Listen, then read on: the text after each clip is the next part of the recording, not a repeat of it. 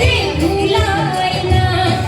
રાખડી લાજ બિરલા જોજે વિસરાય ના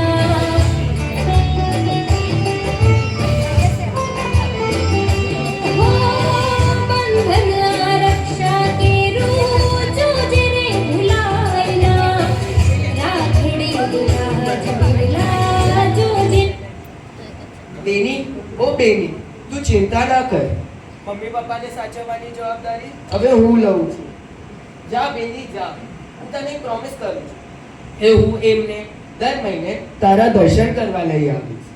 તું જા બેની તું તારા સંયમ જીવનના પથને ઉજ્જવળ બનાવ અને જૈન શાસનના માર્ગને તું રોશન કરજે હર સર હર સર ખૂબ ખૂબ ધન્યવાદ